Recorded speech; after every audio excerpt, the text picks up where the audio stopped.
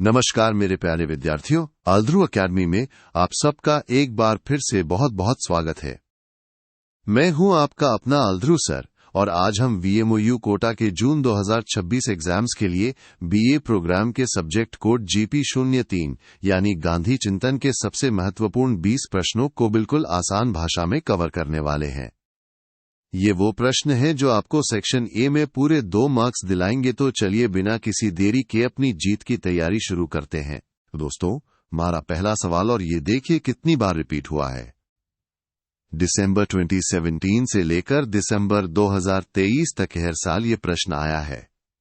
इसे तो रट ही लेना है।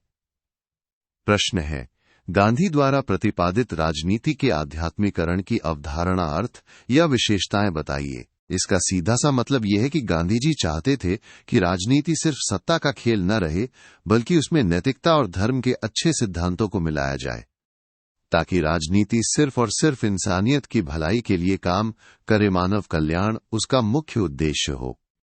है ना आसान? अगला प्रश्न भी बहुत बहुत इंपॉर्टेंट है दोस्तों। ये भी देखिए कितनी बार आया है। जून 2024 में भी आने के पूरे चांसेस हैं। प्रश्न है, गांधी द्वारा प्रस्तुत रोटी के लिए श्रम या शारीरिक श्रम सिद्धांत का अर्थ और महत्व बताइए। इसको आप ऐसे समझिए, गांधी जी कहते थे कि हर इंसान को अपनी रोजी रोटी कमाने के लिए खुद शारीरिक मेहनत करनी चाहिए। इससे क्या होगा? इससे समाज में समानता आएगी, कोई छोटा बड़ा नहीं समझेगा और सब आत्मनिर्भर बनेंगे। किसी पर निर्भर नहीं रहना पड़ेगा। वाह, ये सवाल तो हर साल आता है। जून 2024 में भी पक्का आएगा। प्रश्न 3 है, गांधी द्वारा प्रतिपादित ग्राम स्वराज या ग्राम गणराज्य की अवधारणा, अर्थ या विशेषताएं बताइए। ग्राम स्वराज का मतलब है गांव खुद अपना राज चलाएं।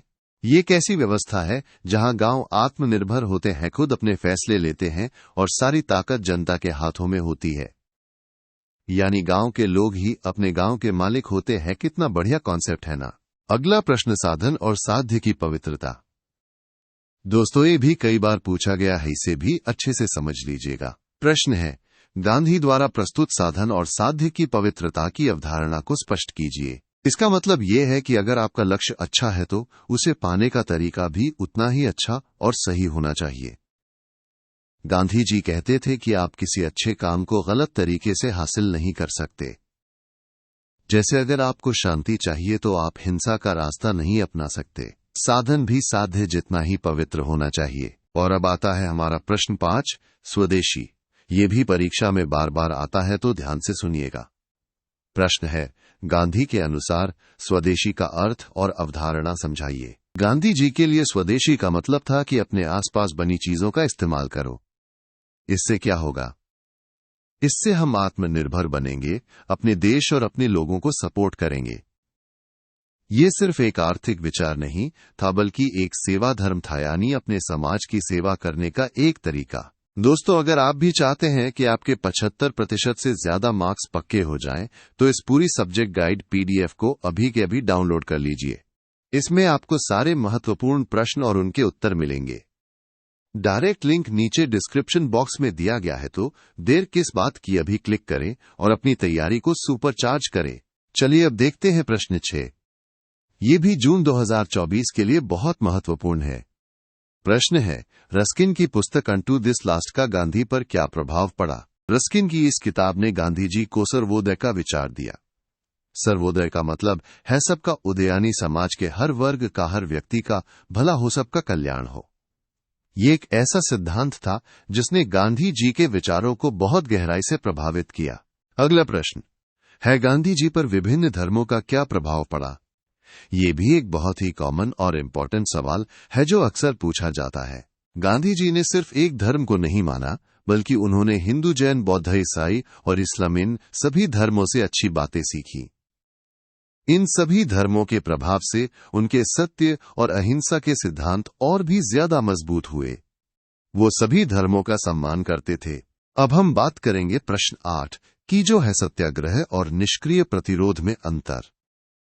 ये भी कई बार एग्जाम में आया है, तो इसे ध्यान से समझिएगा।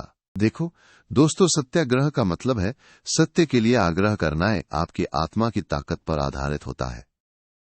इसमें आप अपने विरोधी का दिल बदलना चाहते हो, उसे प्यार से समझाना चाहते हो। लेकिन निष्क्रिय प्रतिरोध गांधी जी के अनुसार कमजोर लोगों का हथियार है, जिसमें प्यार की कमी होती है। सत्याग्रह में प्रेम और आत्मबल मुख्य है। चलिए अब देखते हैं प्रश्न 9। उदारवाद और गांधी के विचारों में क्या समानताएं हैं? ये भी एक बहुत ही अच्छा और विचारणीय प्रश्न है। यहाँ ध्यान देने वाली बात यह है कि गांधी जी और उदारवाद दोनों ही इंसान की आजादी, उसके नैतिक विकास और समाज की भलाई को सबसे ऊपर रखते हैं। दोनों का मानना था कि इंसान को अपनी बुद्धि और विवेक का इस्तेमाल करना चाहिए। है ना कमाल की बात। प्रश्न 10। असहयोग आंदोलन की तकनीक। ये तो आप सबने पढ़ा ही होगा, बहुत ही महत्वपूर्ण है। प्रश्न है, गांधी द्वारा प्रयोग किए गए असहयोग आंदोलन की तकनीक बताइए। गांधी जी ने असहयोग आंदोलन में हिंसा का बिल्कुल भी इस्तेमाल नहीं किया। उन्होंने हड़ताल, बहिष्कार और हिजरत यानी एक जगह से दूसरी जगह चले जाना जैसी अहिंसक तकनीकों का इस्तेमाल किया। ये सब अन्याय के खिलाफ लड़ने के बहुत ही शक्तिशाली और शांतिपूर्ण तरीके थे। अब हम बात करेंगे गांधी जी की नई तालीम की। ये भी एक बहुत ही खास और रिपीटेड प्रश्न है। प्रश्न है, गांधी के अनुसार शिक्षा या नई तालीम क्या है? गांधी जी की नई तालीम का मतलब सिर्फ किताबी ज्ञान नहीं था। वो चाहते थे कि बच्चे का शारीरिक, दिमागी और आध्यात्मिक यानी हर तरह से विकास हो। इसमें बच्चों को हाथ से काम करना जैसे बुनाई कताई सिखाया जाता था ताकि वो आत्मनिर्भर बन सकें और उनका सर्वांगीण विकास हो। अगला सवाल है, मार्क्सवाद और गांधी के विचारों में क्या समानताएं और क्या अंतर है? ये भी एक बहुत ही महत्वपूर्ण तुलनात्मक प्रश्न है। देखो दोस्तों, एक बात तो कॉमन थी कि गांधी जी और मार्क्स दोनों ही ऐसा समाज चाहते थे जहां कोई वर्ग न हो, कोई किसी का शोषण न करे। लेकिन अंतर यह था कि गांधी जी अहिंसा के रास्ते पर चलते थे, जबकि मार्क्स वर्ग संघर्ष यानी लड़ाई झगड़े को जरूरी मानते थे। यही उनका सबसे बड़ा अंतर था। अब हम जानेंगे गांधी जी के आदर्श राज्य या समाज के बारे में। ये भी कई बार पूछा गया है, तो ध्यान से सुनिएगा।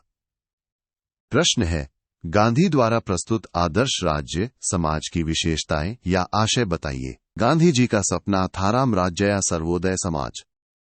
ये एक ऐसा समाज था जो सत्य, अहिंसा, प्रेम और पूरी तरह से प्रजातंत्र पर आधारित हो, जहां सब बराबर हो, कोई भेदभाव न हो और सब मिलकर रहें। कितना सुंदर विचार है ना? अगला प्रश्न, और ये भी जून 2024 के लिए बहुत बहुत इंपॉर्टेंट है। प्रश्न है, गांधी द्वारा राज्य की आलोचना या विरोध के कारण बताइए। गांधी जी ने राज्य को नापसंद किया क्योंकि उनका मानना था कि राज्य एक तरह से संगठित हिंसा है, यानी वो ताकत का इस्तेमाल करता है और वो इंसान की आजादी के खिलाफ है। इसलिए उन्होंने राज्य की आलोचना की और एक ऐसे समाज की कल्पना की जहां राज्य की जरूरत ही न पड़े। चलिए अब देखते हैं प्रश्न 15। गांधी को दार्शनिक अराजकतावादी क्यों माना जाता है? ये भी एक बहुत ही ट्रिकी लेकिन इंपॉर्टेंट सवाल है। गांधी जी को दार्शनिक अराजकतावादी इसलिए कहा जाता है क्योंकि वो राज्य को संगठित हिंसा का रूप मानते थे और उसका विरोध करते थे। उनका मानना था कि एक आदर्श समाज में राज्य की कोई जरूरत नहीं होनी चाहिए, लोग खुद ही नैतिक और अनुशासित होंगे। और हां दोस्तों, सिर्फ GP03 ही नहीं, अल्द्रू अकेडमी आपके लिए GP01, GP02, GP04, GP05 और GP06 जैसे सभी सब्जेक्ट्स की प्रीमियम गाइड्स भी लेकर आया है।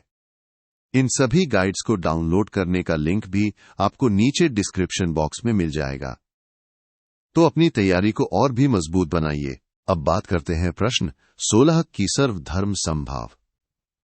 ये तो हम सबने सुना ही है, लेकिन गांधी जी के लिए इसका क्या मतलब था? ये भी एक रिपीटेड प्रश्न है। सर्वधर्म समभाव से गांधी का मतलब था कि सभी धर्मों का बराबर सम्मान करो, चाहे वो कोई भी धर्म हो, और समाज में सांप्रदायिक एकता बनी रहे, सब लोग मिलजुल कर रहें। यही तो हमारे देश की पहचान है। अगला प्रश्न है शांति सेना। ये भी एक बहुत ही अनोखा और महत्वपूर्ण कॉन्सेप्ट है। प्रश्न है, शांति सेना से आप क्या समझते हैं और इसकी आवश्यकता क्यों है? शांति सेना गांधी जी का एक ऐसा विचार था जिसमें एक अहिंसक संगठन बनाया जाए। इसका काम था कि अगर कहीं कोई झगड़ा या संघर्ष हो तो उसे बिना हिंसा के शांतिपूर्ण तरीकों से सुलझाया जाए। और आज की दुनिया की चुनौतियों का सामना भी शांति से किया जाए। कितना जरूरी है ये आज भी। चलिए अब देखते हैं प्रश्न 18। ये भी जून 2024 के लिए बहुत ही खास है। प्रश्न है, गांधी द्वारा मशीनीकरण की आलोचना के कारण बताइए। गांधी जी मशीनों के खिलाफ नहीं थे, बल्कि मशीनीकरण के खिलाफ थे। उनका मानना था कि ज्यादा मशीनों के इस्तेमाल से लोगों का शोषण होता है, इंसान का शारीरिक और नैतिक पतन होता है और सारा पैसा कुछ ही लोगों के पास इकट्ठा हो जाता है। इसलिए उन्होंने मशीनीकरण की आलोचना की। अब हम आ गए हैं प्रश्न 19 पर, ट्रस्टीशिप सिद्धांत। ये भी एक बहुत ही महत्वपूर्ण और रिपीटेड प्रश्न है। गांधी जी का ट्रस्टीशिप सिद्धांत ये कहता है कि जो अमीर लोग हैं, जिनके पास बहुत धन है, उन्हें अपनी संपत्ति का मालिक नहीं समझना चाहिए, बल्कि उन्हें खुद को उस संपत्ति का न्यास यानी ट्रस्टी समझना चाहिए और उस संपत्ति का इस्तेमाल समाज की भलाई के लिए करना चाहिए। कितना महान विचार है ये। और ये रहा हमारा आखिरी प्रश्न, प्रश्न 20। गांधी के अनुसार स्वराज का अर्थ या अवधारणा क्या है? ये भी कई बार पूछा गया है, तो इसे अच्छे से समझ लीजिएगा। गांधी जी के लिए स्वराज का मतलब सिर्फ अंग्रेजों से आजादी पाना नहीं था। उनके लिए स्वराज का मतलब था आत्मशासन और आत्मनियंत्रण, यानी खुद पर राज करना, अपनी इंद्रियों पर कंट्रोल करना, और ये सब हमें आध्यात्मिक उन्नति की ओर ले जाता है। कितना गहरा अर्थ है स्वराज का। तो मेरे प्यारे दोस्तों, ये थे आपके GP 03 गांधी चिंतन के सबसे महत्वपूर्ण 20 प्रश्न। मुझे पूरी उम्मीद है कि ये वीडियो आपको बहुत पसंद आया होगा और आपकी तैयारी में बहुत मदद करेगा। याद रखिए, मेहनत का फल सफलता है। आप सब अपनी परीक्षा में जरूर सफल होंगे। Best of luck. और हाथ जाने से पहले इस वीडियो को लाइक करना, चैनल को सब्सक्राइब करना और अपने दोस्तों के साथ शेयर करना बिल्कुल मत भूलना। और हाँ, डिस्क्रिप्शन बॉक्स जरूर चेक करना। मिलते हैं अगले वीडियो में, तब तक के लिए पढ़ते रहिए और आगे बढ़ते रहिए।